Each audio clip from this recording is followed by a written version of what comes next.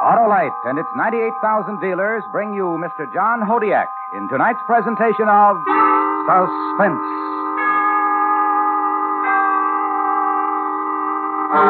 Tonight, Autolite presents the story of two men who could really talk, a young man and an old man. Naturally enough, they were liars. They also happened to be bank robbers. The story is based on fact and called The Big Heist. Our star, Mr. John Hodiak.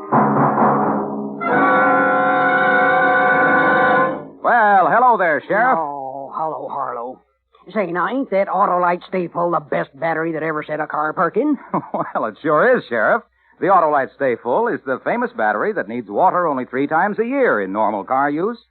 It's the battery with fiberglass retaining mats protecting the power of every positive plate to reduce shedding and flaking and give that great battery longer life, as proved by tests conducted according to accepted life cycle standards.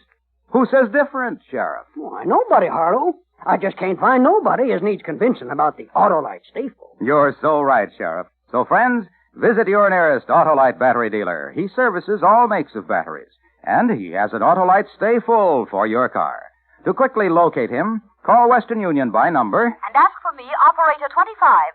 I'll tell you the name of your nearest Autolite battery dealer where you can get an Autolite Stay Full. The battery that needs water only 3 times a year in normal car use. And remember, from bumper to tail light, you're always right with Autolite. And now, Autolite presents The Big Heist, starring Mr. John Hodiak, hoping once again to keep you in suspense.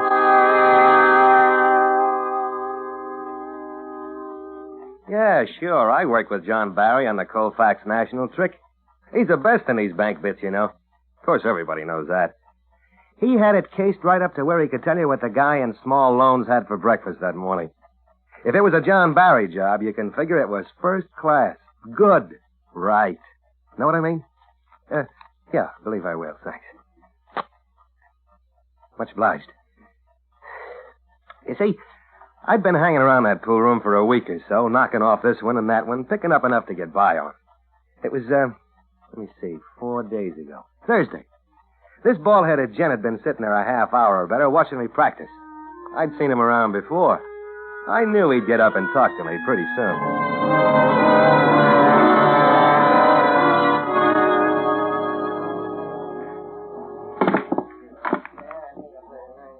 Hey. What's the matter?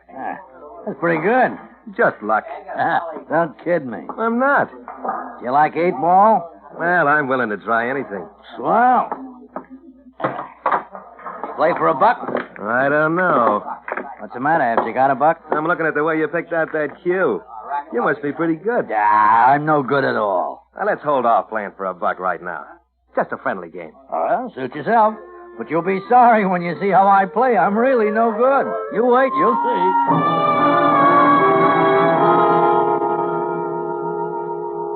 He was a lollipop. If he'd thrown away the cue and used a baseball bat, he'd done better. Every shot, I thought he was going to tear the felt right off the table. But I let him win the first 4 games, and I could tell he felt pretty good about it. I miscued and passed up shots that a 10-year-old kid could have figured. I only had $5 to my name, but I knew I was going to have at least 25 of his before I finished with him. Okay, this will only take a minute. Uh-oh. All of you, over against that wall. Come on, let's hustle it up. Come on, boys, let's not waste a lot of time. Hey, what's up? Looking for vags, I guess. Huh? Getting a road gang together. They like to pick up anybody who needs a shave. Uh-oh. Come on now, you two. Get over here. Right against the wall, boys. That's it. Let's knock off the chatter, huh? Just keep it quiet. I want identification on all of you. Driver's license, social security card, something that'll tell us what your name is, where you live, and where you work. Take 'em out. Come on, boys. Hey, I'm in trouble. Huh? No address here. Boy, you are in trouble. Shut up down there. How many times have I got to This your address, Barney? 212-16th? Yes, sir. What kind of work do you do? I'm a bricklayer. Where do you work? Masterson Construction Company. Why aren't you working today? I'm sick. Okay. Let's see it. No, not the wallet, just the card. Carl Weisenbach? Yeah. Work, Carl? No, just sort of passing through town. You can see I live in Philly. I can see. How do you live, Carl? I saved my money. This one? Okay, come on. Hey. You know what it's all about. Let's have it, buddy. James Scott? That's right, Sergeant. What's this Salt Lake City? Well, that's where I lived. He's with me now. We live together at 516 Mariondale, number 14. What's your name? Martin Collins. What kind of work do you do? I'm an electrician. Yeah. What do you do? I help him. I'm learning the trade. Here? In this place? Oh, guy's got to relax, Sergeant. We just finished a big wiring job for an outdoor billboard outfit. Why? 17 days hanging by our toes on those things. You try it sometime. And this is our first day off since the beginning of last month. Right? You betcha. That's the truth, Sergeant. Okay, here. You. Where do you work? Man, I own this place. That's where I work. Thanks, Collins. Don't Where's mention your it, license? Scotty.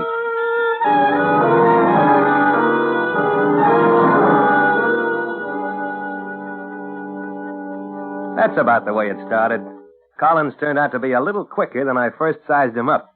I could have talked my way out of it, I guess, but then he just might have saved me 10 days for no visible means. After the cops talked to everybody and hauled a few down, we went back to the table.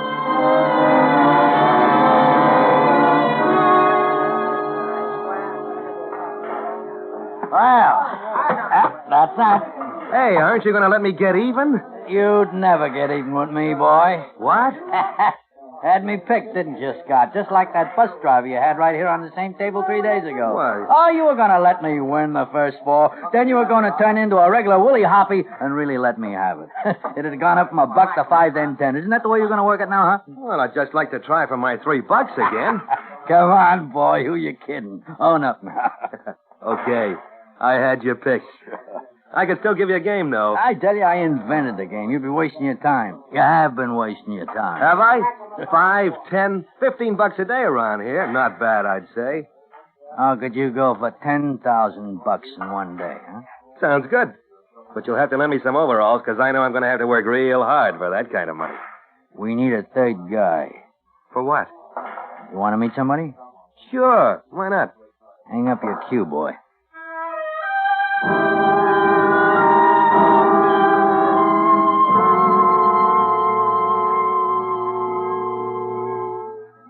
John Barry.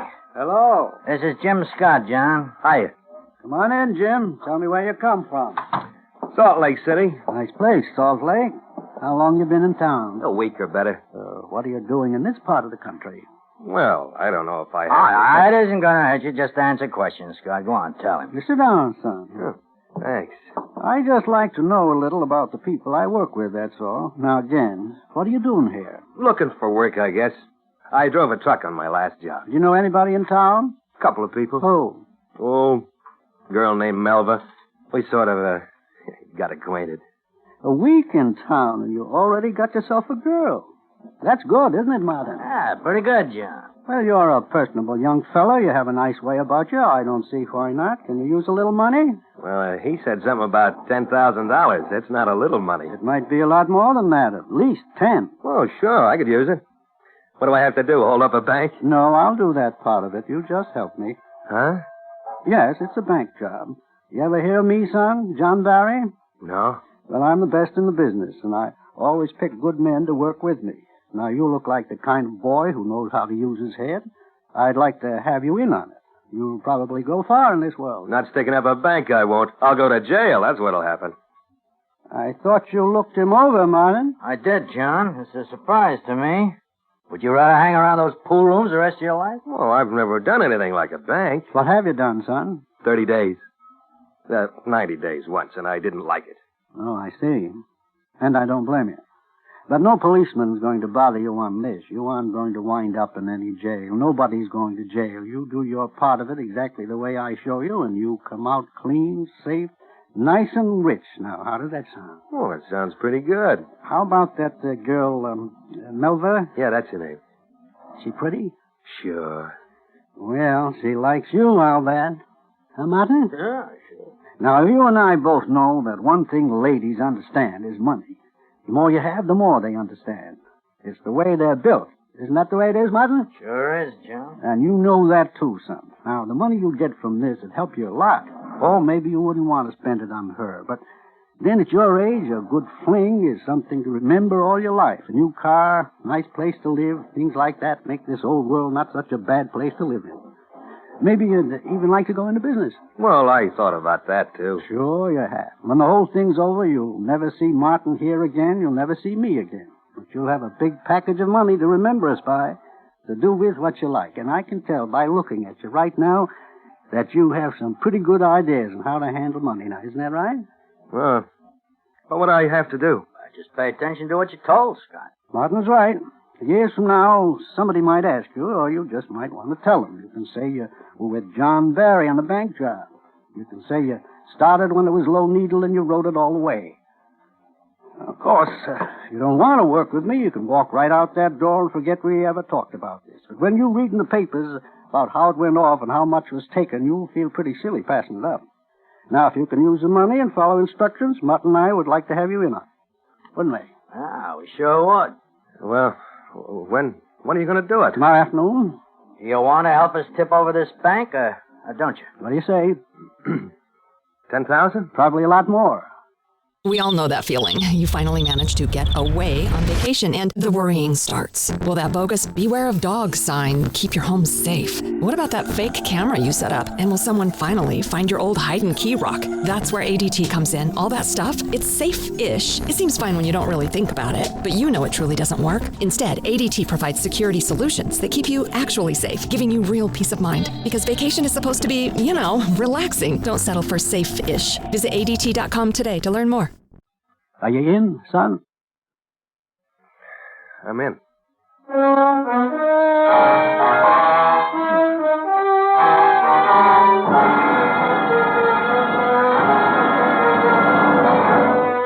Autolite is bringing you Mr. John Hodiak in The Big Heist. Tonight's presentation in radio's outstanding theater of thrills, Suspense.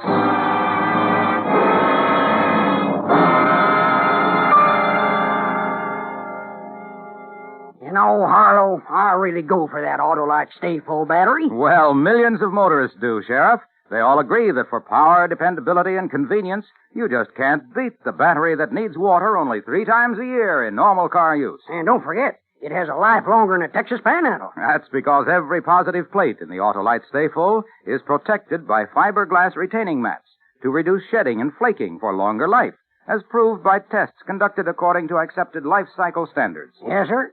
That Autolite Stay Full is top for my money. And your Autolite battery dealer is tops when it comes to servicing all makes of batteries. And he has an Autolite Stay Full for your car if a replacement is needed. To quickly locate him, call Western Union by number And ask for operator 25. I'll tell you the name of your nearest Autolite battery dealer where you can get an Autolite Stay Full. the battery that needs water only 3 times a year in normal car use.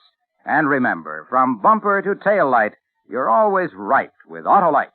And now, Autolite brings back to our Hollywood soundstage Mr. John Hodiak in Elliot Lewis's production of The Big Heist, a dramatic report well calculated to keep you in suspense.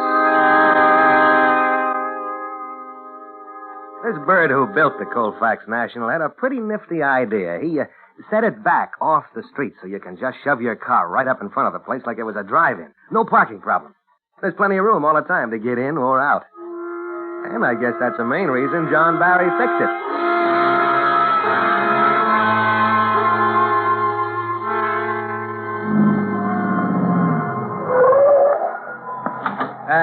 Just a minute, Scott. Huh? Relax. Well, I thought we were going in and looked the place over. It's been looked over. I've been at it for the last 8 months. Oh, okay. See that guard in front, son? The one looking at us? He's looking over us, son. He's watching that big clock across the street. He always does. Huh? For some reason, 2 minutes mean a lot in that man's life. The clock across the street runs 2 minutes fast. There are clocks on all 4 walls of the bank that are right on the nose, but when it gets near quitting time, he goes by that clock in front of the jewelry store. Now, in about 30 seconds, he'll rope off the front doors of the bank, and no more customers will be allowed in today. You'll have to keep him busy out there tomorrow. You're worried about one guard out front? Well, what about all those tellers and clerks inside? Must be 25 of them. There's 33 people inside that bank. Well, who's going to keep them busy while I'm keeping him busy? Suppose one of them wants to turn in an alarm. You're asking too many questions, Scott. Why don't you just listen? That's all right, Martin. I don't want to worry about anything. Son, There are only 4 tellers inside that bank who'll know it's being robbed. We'll be 10 blocks away before the rest of them find out. Yeah, but I can see 5 cages in there. That's right. We only have to worry about the first 4. The 5th one won't be working tomorrow. He's a war veteran with a hero complex. The only one in the whole bunch who'll try for the alarm. But we're lucky. The poor man has a spinal injury. Every Friday afternoon, he leaves at 2 o'clock to go over to the Veterans Hospital on Brainbridge Boulevard for outpatient treatment. They just closed his cage. He hurt bad? Anything in the spine's bad. Yeah.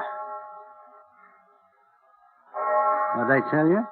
The guards are open off the door. 2 minutes to 3 by the bank clocks. 3 o'clock by that one over there. You and I'll park the car here tomorrow at 5 minutes to 3. I'll already be inside the bank waiting for John. Martin goes in at 2:45. I meet him inside at 2 minutes to 3. Martin covers me while I work the cages. At 3, by that clock across the street, you'll go up to that guard and keep him busy.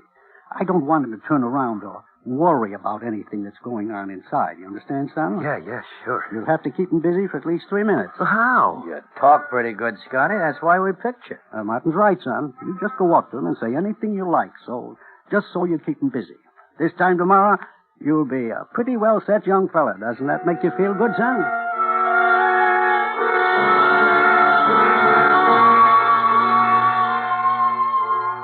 I don't know where I got the notion that a bank robber always wore a dark suit and pulled a hat over his eyes. It was pretty hard to convince myself that an old guy, a fat guy, and me were going to heist the Colfax National. But when we got back to the hotel room and John Barry began telling me all he knew about the insides and outsides of that bank, and the people who ran it, and the people who built it, and the people who owned it, I began to get a lump in my throat for the bonding company. He had diagrams. He had blueprints. He knew the alarm system better than the Ginzo who put it in. And there's a certain safe company back in Ohio that'd make him a vice president tomorrow for what he could tell them about their own time vaults. But until 8 that night, he kept me busier than a flea on a fat man, telling me about everything. I felt pretty good about the whole thing. And I was just getting ready to go up to the room he rented for me when it happened. Here you are, son. Go ahead, son. Take it. It's yours. What? You didn't say anything about a gun. I thought all I had to do was talk to that guard. That's right, son. But I'm giving you this right now. I want you to have it. Well, 45. Fine piece, that.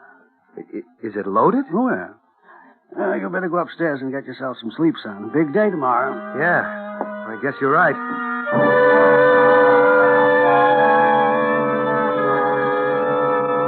Now, I'll tell you this right now. That gun was something I hadn't counted on. John told me I wouldn't have to use it. Just the same, it worried me. You know, I just wasn't used to it. I went up to my room and tried to call Melva, but she was out. I lay down a while, and I couldn't sleep somehow. So I just went for a walk, thinking about everything. And I had the gun with me, right in my pocket. It was almost midnight when I got back. I didn't go to my room. I went right to his. He was lying on top of his bed in the dark. But his eyes were wide open, and he had all his clothes on. An old guy, smoking a cigar, listening to the radio in his window.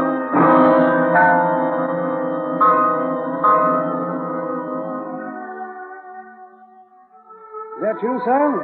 Yeah. Pretty music, huh? Very nice stuff that man wrote. Yeah. Look, John, I'm out. Out of the job, son? Yeah. Here's your gun back. I don't want it. I thought of just scramming out, but I wanted to tell you because you've been good to me today. I see. Mind if I ask you what made you change your mind about tomorrow? Oh, I don't know what it was. I just decided not to, that's all. Got the coffee, John. Thought you're in bed, Scott. Martin, Scott says he isn't going with us tomorrow. What? That's right. And there's no sense in you getting steamed up about it. I'm just not going to do it. What's the whole thing in a shell hole? Now, look, Scott, we got to have you on this job. It's too late to get anybody else. John spent 8 months laying it out. It's fixed for tomorrow afternoon. No, Martin, just a minute. Scott's a pretty good boy. We both know that. If he has a reason to back out and quit, it must be a pretty good reason. Isn't that right, son? Yeah. You see, Martin, he started over. Oh, but, John, if it doesn't come off the way we planned it... Wait a minute, Martin. Son. What? I'd like to ask you again. Why? Oh, I just don't want to. Is it the gun, son? Is that it? I don't want to shoot nobody. Oh, well, no. Martin, have we ever shot anybody? No. You see, son, no sense in worrying about that. Now, Martin carried a gun for what, 11 years, Martin? At least that. Never fired it. Martin, show him your gun. Sure. See, practically rusted, isn't it? Now, I've carried one for 22 years, never had occasion to use it at all. When I gave you that gun tonight, son, I just thought I was going to make you feel good, honestly.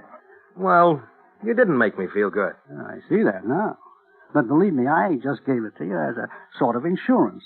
You don't even have to carry it if you don't want to, but look here, you take it back. Go ahead, keep it tonight. If you don't want to take it tomorrow, that's all right. Now, how's that? Well, You go upstairs and get a good night's rest, sir. You don't have anything to worry about. Tomorrow we'll all have a big breakfast and forget this ever happened.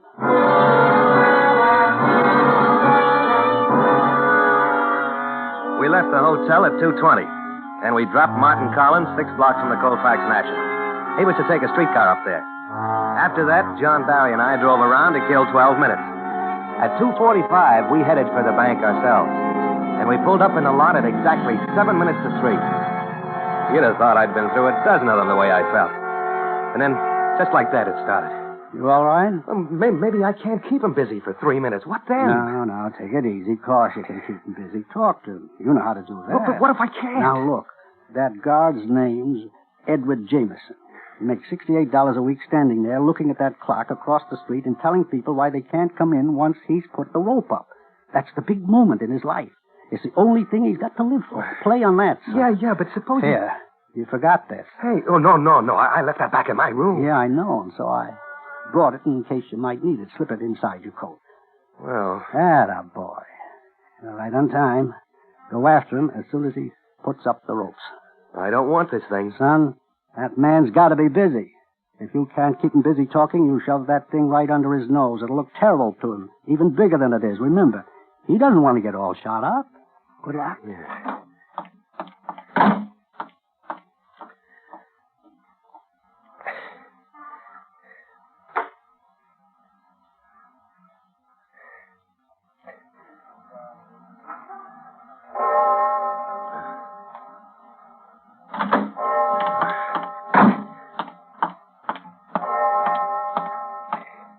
Sorry, sir. After hours. You mean it's 3 already? Afraid it is. There's the clock. Well, that must be fast. I got 2 minutes out. I guess you're slow, sir. Well, you couldn't sneak me in, I suppose. Strictly against the house rules. No, sir. Well, look, one customer more or less isn't going to make any difference, is it? I'm sorry. Once the rope's up, I can let them out, but I can't let them in. Well, this sure puts me in a spot. Is it a deposit? No, I have a piece of property going through escrow now. I just found out the man I sold it to is declaring bankruptcy. Escrow's up at 10 tonight, and I don't want him to have my property. Would you? I should say not. Well, look, if you could just let me in there to talk to the escrow people, I can get myself out of a lot of trouble. What do you say? Well, I think I can help you. Good. I'll appreciate it. Now, look. Mr. Evers, head of the escrow division, is here until 5. Now, the operator isn't supposed to... I was looking over his shoulder, past him, inside the bank. I could see John Barry in front of one of the teller's cages, helping himself to a bag full of money. Martin Collins was standing right in the middle of the lobby, his right hand stuck down inside his coat pocket. Every one of the tellers were looking at him with a sort of wide eye, like they couldn't believe it. Old John was nudging somebody in front of him. Looked like a vice president. And they just kept going from cage to cage where he'd pick up the cash. Nobody made a move. I don't think any of the customers that were in there, or anybody else outside the tellers, knew the place was being robbed. Well, what is it? Aren't you going to call Mr. Evers? Huh? Well, what are you looking... Move back! Hey! Back! All right, let go! Look, are you crazy?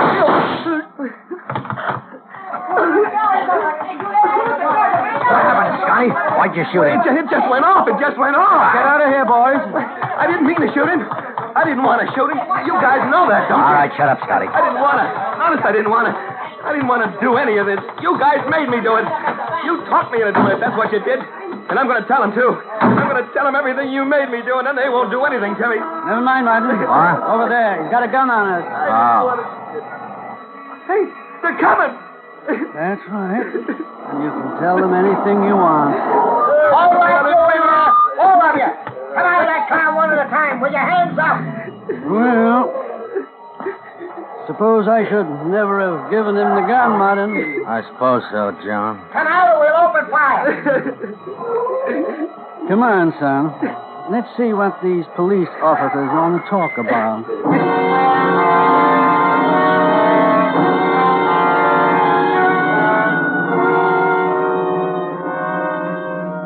This John Barry, and remember, he's the best. Looked like any old geezer you'd find filling prescriptions behind a drugstore counter or reading books in a public library on Sunday afternoons. But let me tell you, he had it. Every time he opened his mouth, he made sense. He was pretty good at that old chatter, too. In fact, I'd say he was just about that much better than me.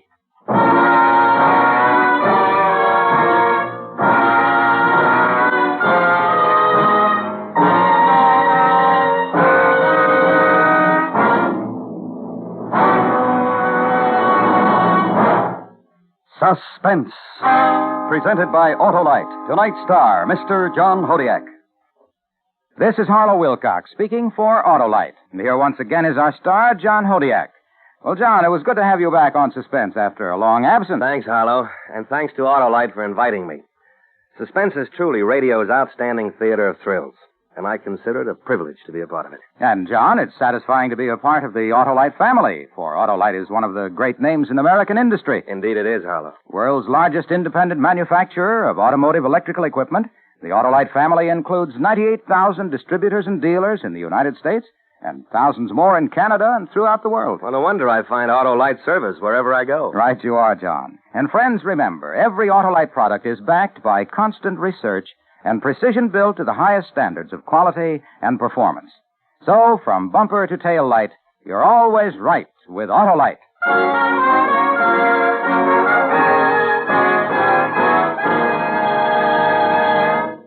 Next week, the story of a man who had everything to live for and committed murder to prove it to himself. The story is called Joker Wilde, and our stars will be Kathy and Elliot Lewis. That's next week on Suspense.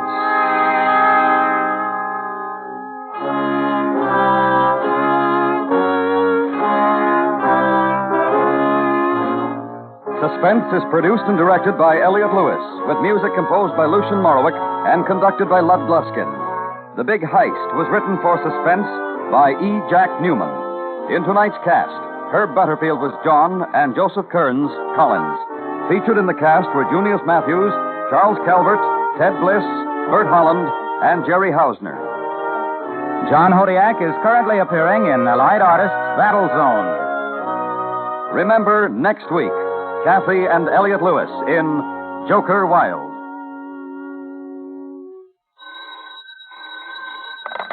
You can buy Autolite Stay-Full batteries, Autolite electrical parts, and Autolite resistor or standard-type spark plugs at your neighborhood Autolite dealers.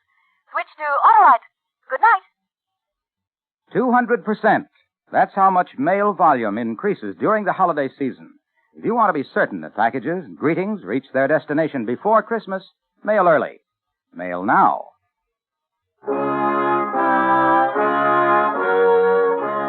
This is the CBS Radio Network.